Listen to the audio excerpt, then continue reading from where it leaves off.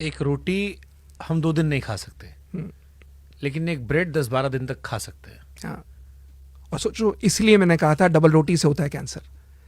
उस पर सोचिए, एक ब्रेड को सरवाइव करने के लिए आप उस पर प्रिजर्वेटिव्स डालते हो।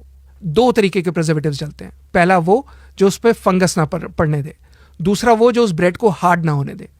ये दोनों preservatives on a longer run आपको बोला जाता है कि ये प्रिजर्वेटिव्स 5 दिन के लिए आप ये डाल सकते हो, ताकि ये प्रिजर्वेटिव्स 5 दिन के लिए उस ब्रेड को चला सके।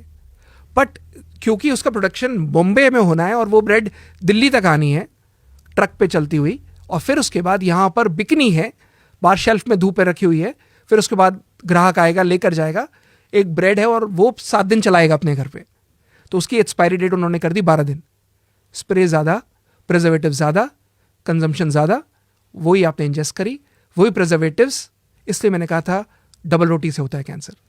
क्योंकि जो ब्रेड अगर आप खा रहे हो, ये ब्रेड जो 2 दिन पुरानी, आप 7 दिन पुरानी ब्रेड रोटी क्यों नहीं खा पाते?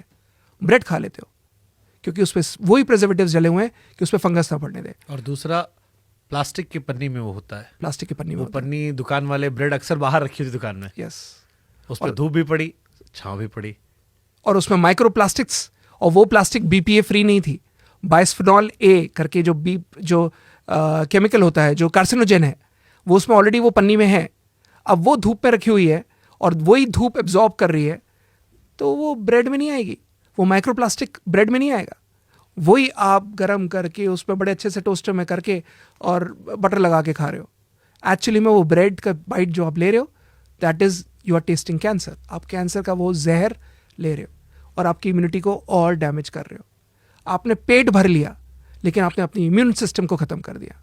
आपने अपना मन भर लिया, लेकिन आपने कैंसर के लिए एक कदम अपना आगे बढ़ा लिया। आपने अपना ये डिसाइड कर लिया कि हाँ, मुझे ब्रेड बटर बहुत अच्छी लगती है, मैगी के साथ खाने में बहुत अच्छा लगता है, बट आपने एक दिन अपनी ज़िंदगी का कम कर लिया।